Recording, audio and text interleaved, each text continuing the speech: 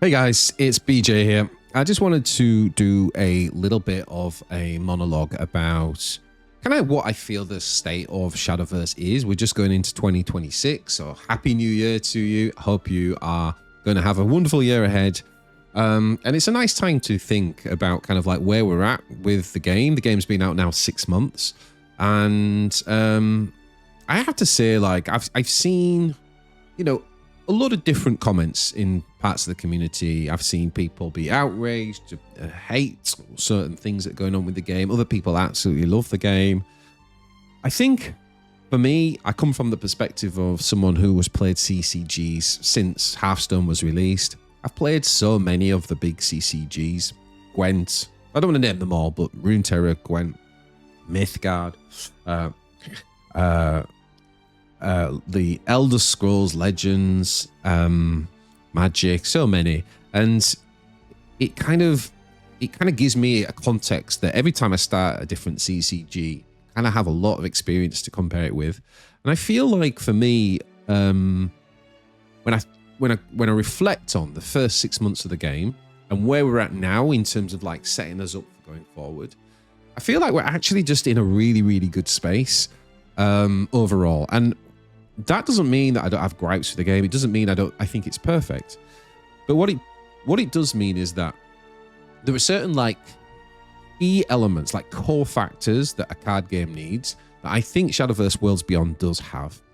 And the other thing that's really given me a little bit of kind of confidence, I guess is what you could say, is just the fact that some of the card design, some of the set releases have been really interesting in a good way.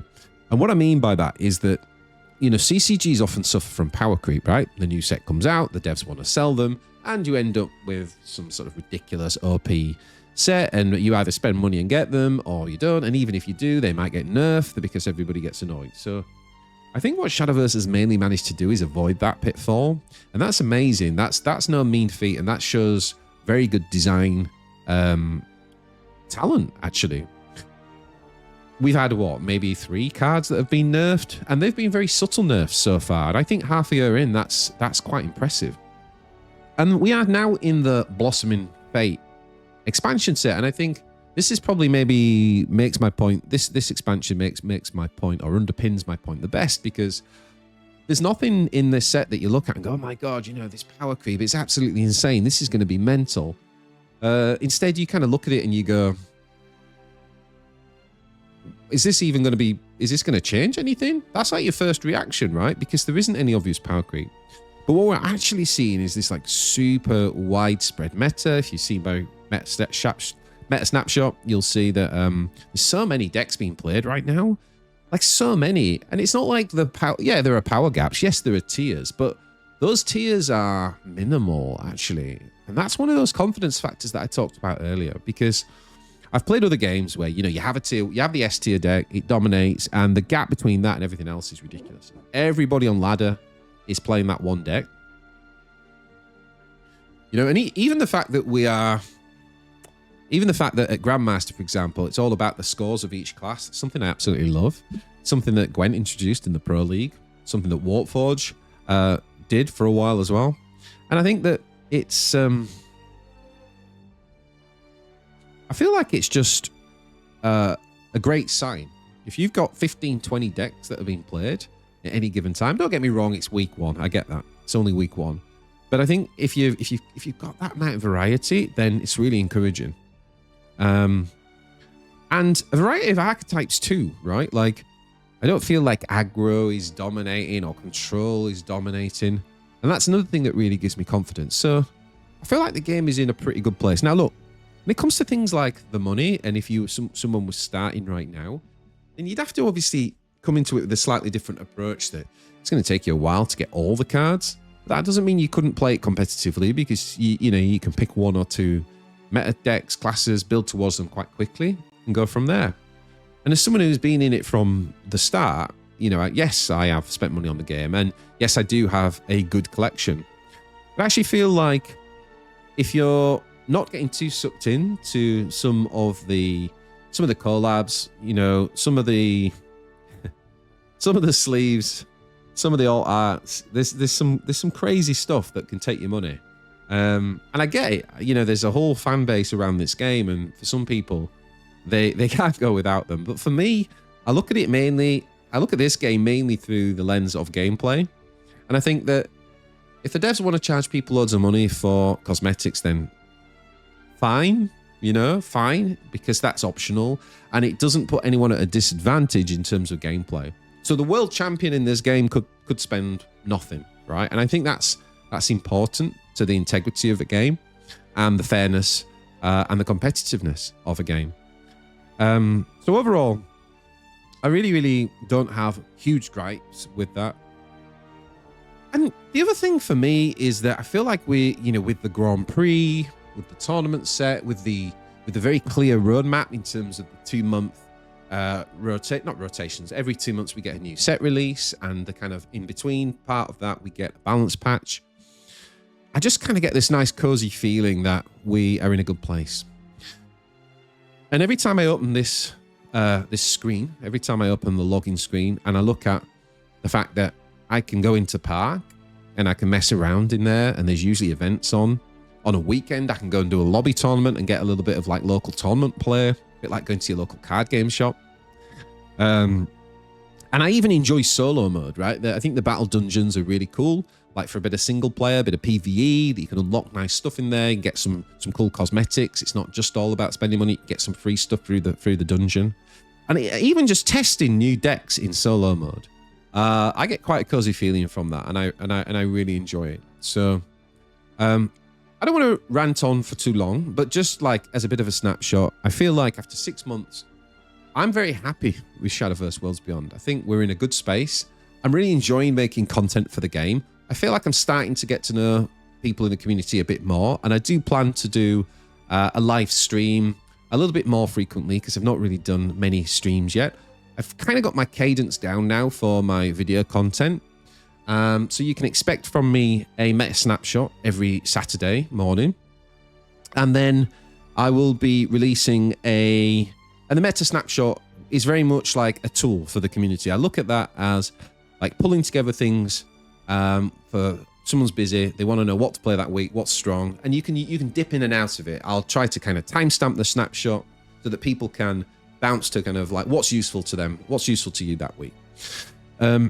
The second series that I am going to be releasing every week is Meta Movers. And that's not about kind of going through a tier list of everything. That's much more about telling you the story about what's moving that week. You know, what's kind of on the rise, what decks are falling off, what's a cool deck that maybe is going under the radar that I'm excited about that you can go and play. You know, which cards are kind of dominating the meta that week. So a bit more fast and furious. And then in addition to that, you can expect things, you know, another video a week from me as well, probably along the lines of either a deck spotlight or a kind of thought piece on what's going on. So I'm really enjoying making content and really enjoying kind of interacting with everyone. So thanks if you are someone who often comments on my videos, and I try to reply to as many people as possible. So you can definitely support the channel for free. You know, I know that not everyone can you know, you can join my channel and give me, you know, a little bit of money every month if you like, but I know that not everyone can afford to do that, and that's cool. I get it. I certainly couldn't afford to do it when I was younger, so I don't have any issue with that.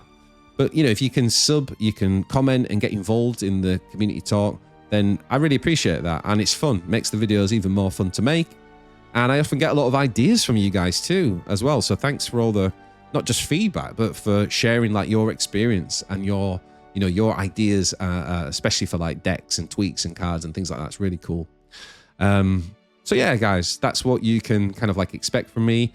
And I'm looking forward to maybe seeing some of you and hanging out a little bit in chat when we do some live streams. And just let me know, you know, I'm quite reactive to community. So just let me know if there's things that you want to do, you want to see. Anything that you think is a bit underrepresented in the community, content-wise.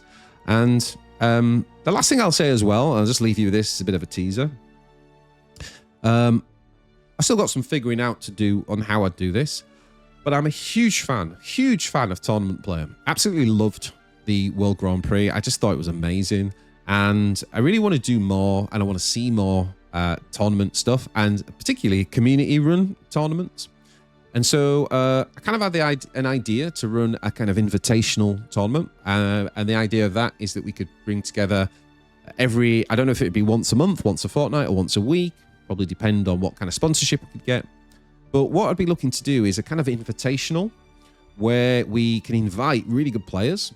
I mean, when I say really good, like a mixture of players, competitive players. I know that this is something that Barrick, who's my team member in our guild, which is the Collegium Magistrorum, I know he's really keen to do it, and we can invite top players to come and join. And what we do is put on a really cool tournament. We can commentate, we can broadcast it, and maybe like do best of 3 or best of 5.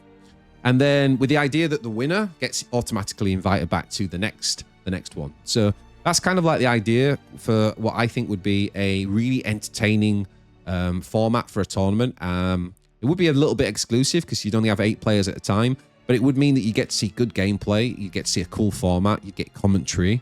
So let me know what your thoughts are to that in the comments, because I'd be keen to get some early ideas about it. So overall, guys, I'm really happy with the game. I appreciate not everybody is, and that's absolutely fine. You know, it's each to their own. Everyone's entitled to their own opinion. But personally, I'm really happy with the game. I'm really enjoying the game, and I'm really looking forward to bringing you a shed load more content in 2026. Thanks for all the support, guys. I really do appreciate it. And I'll see you very soon in one of the next videos. Take it easy.